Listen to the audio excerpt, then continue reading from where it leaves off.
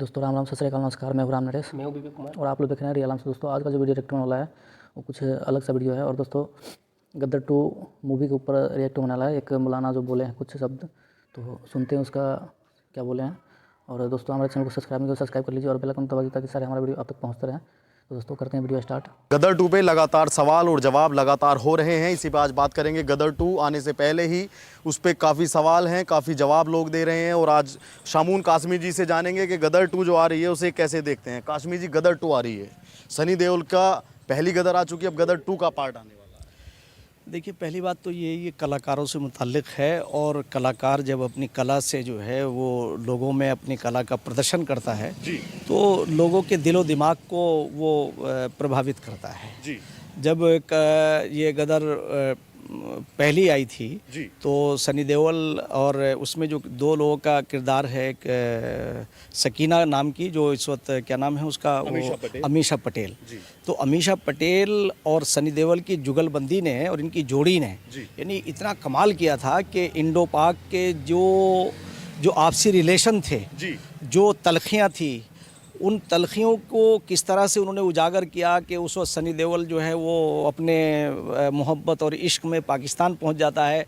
और पाकिस्तान पहुंचने के बाद जब उसका वो पूरे षड्यंत्र होते हैं, और उस वक्त एक सबसे बड़ी एक जो उसमें जो कैरेक्टर है मैं समझता हूं वो ये है कि उन्होंने उसे इस्लाम को स्वीकार किया। और स्वीकार करने के बाद, क्योंकि वो जो वहाँ का जो अमरीश पुरी जो वहाँ के मेयर का रोल कर रहे थे, उनका रोल ये था कि अमरीश पुरी ने जो है वो जो वहाँ के मौलवियों को बुलाया, धर्मावलंबियों को बुलाया, और वो धार्मिक जो वहाँ की पर्सनालिटियाँ थी, उन्होंने आकर के जिस अंदाज रोल है कि उन्होंने कहा भाई हिंदुस्तान पाकिस्तान जिंदाबाद, तो उसने कहा पाकिस्तान जिंदाबाद, उसने कहा भाई फला जिंदाबाद, इस्लाम जिंदाबाद। तो सनी देओल ने सारी बातें की। आखिर का जो जुमला है, मैं उस बात से उसकी सारी चीज़ों के ऊपर वो गालिब आ गया जब उसने एज ए हिंदुस्तानी का, जब एक हिंदुस्तानी का ईमान जागता है और एक हिंदुस्तान का स्वाभिमान जागता है, तो उस वक्त इतनी पावर उसे मिल जाती है कि वो एक नल को उखाड़ देता है। और वो नल जो है वो, मैं ये कहता हूँ कि अपना देश जो है वो सारी चीज़ों के ऊपर है। नल उखाड़ के वो कहते हैं कि मैंने ये कहा कि भाई ठीक है, चलो तुम्हारी सारी बातों को मैं मान रहा हूँ, क्योंकि धर्म को भी मैं मान रहा हूँ, उसे भी मैं स्वीकार कर रहा हूँ, मगर मुझे ये बर्दाश्त नहीं होगा तुम मेरे मुल्क को गाली दो। इसलिए कि मैं जिस मुल्क की मिट्टी से पैदा हुआ हूँ, जिस मुल्क की मिट्टी से पैदा हुआ, जिसका मैंने अन्न खाया है, उसके साथ मैं नमक हरामी नहीं कर सकता हूँ। तो ये सनी देओल का बहुत अच्छा कैरेक्टर है, और इसका इतना अच्छा एक मैसेज पूरे देश और दुनिया में है कि देश के नौजवान उन गानों को गाते थे, गुनगुनाते थे, और बहुत दिन तक उसका असर रहा। आज मैं समझता हूँ कि शायद ये जो गदर 2 हो वो भी ऐसी होनी चाहिए कि उसमें जहाँ उन्होंने एक और बात की है कि एक दूसरे को, वो बच्ची जो है, लड़की है, अभी छोटी है, वो अपने परिवार से अलग हो जाती है, और वो परेशान है, और वो जाहिर बात है ये बंटवारे का विभाजन भी उससे प्रदर्शित होता है कि किस तरह से उस फैमिलियाँ जो हैं वो बच्चे एक दूसरे से जुदा हो गए हैं। बड़े ये बहुत ही यानी एक दुखदाई एक मंज़र ऐसा आता है उसमें कि वो पल होंगे कि बाप बेटे से और बेटी बाप से जब जुदा हुए हैं, और एक मुल्क के रहने वाले दो जगह गए और आपस में खून खराबा करने लगे, वो सारी चीज़ें सामने आ जाती हैं। तो मैं समझता हूँ कि जब इतिहास का मतलब ये होता है कि इतिहास को जान करके आप आगे अपना निर्णय लें, ऐसी गलती ना करें जो आप अतीत में कर चुके हैं। ये फिल्मों का यही मकसद होता था। और आज भी मैं समझता हूँ कि जो अदाकाराएँ इस वक्त जो हैं, मैं एक बात और कहना चाहूँगा कि ऐसा एक मंज़र आता है कि अदाकार और अदाकारा जब दोनों अपनी एक्टिंग करते हैं तो जो उनके नाजरीन हैं, यानी उन्हें देखने वाले हैं, जो क्राउड है, वो खुद ब खुद जो है वो भावुक हो जाते हैं। क्योंकि भावुक होते हैं कि वो अंदर की जो कला उनकी होती है, वो हालांकि दिल से नहीं होती, वो चीज़ उनकी कलाकारी होती है, मगर उस कलाकारी से इतना प्रभाव पड़ता है कि लोग भावुक हो जाते हैं।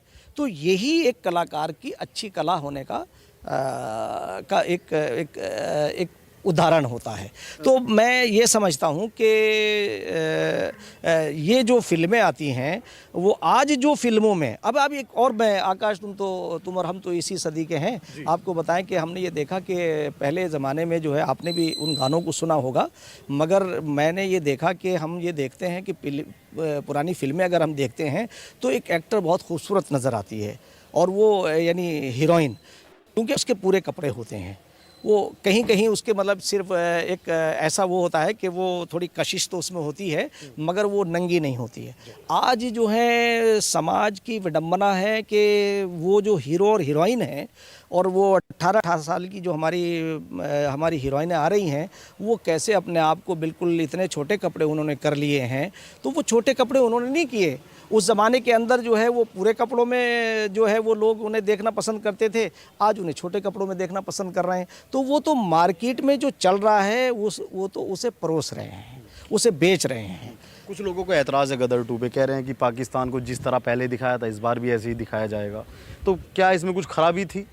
नहीं, मैं समझता हूँ उसमें तो कोई ख़राबी नहीं थी, बल्कि अगर पहले जिस मैंने अभी जैसे उदाहरण दिया कि उस वक्त जो है वो सनी देओल का जो कैरेक्टर है कि वहाँ वो बैठे हुए हैं और उनका वो निकाह हो रहा है और वो उसमें जो है वो सारी बातें वो स्वीकार करता है और यहाँ तक कि उससे तो बहुत अच्छा एक मैसेज बनता है। और हाँ, आखिर में जो पाकिस्तानियों की नालायकी है, जिस तरह के वो लोग वहाँ के लोगों ने जिस अंदाज से वो प्रदर्शन करते हैं, मैंने तो बल्कि ये देखा आकाश कि पाकिस्तान का यूथ तो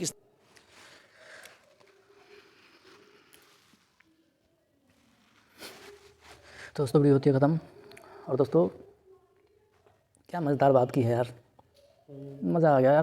दोस्तों देखो, इन्होंने जो सत्य था, ठीक है, सत्य बोला है और सत्य पे निर्धारित है जो गद्दर मूवी जो है ना, ठीक है, वो सत्य पे निर्धारित है यार। जब पाकिस्तान गलत करेगा तो गलत ही ना मूवी बनाएगा यार। अब उसी पे निर्धारित किया गया है, जैसे जैसे वो करता है उन हिसाब पे मूवी बनाया गया है। तो इनमें गलत क्या है? कुछ लोगों को कहना यह है कि गद्दर मूवी जो है गलत मूवी बनाया गया है पाकिस्तान के ऊपर बनाया जाता है।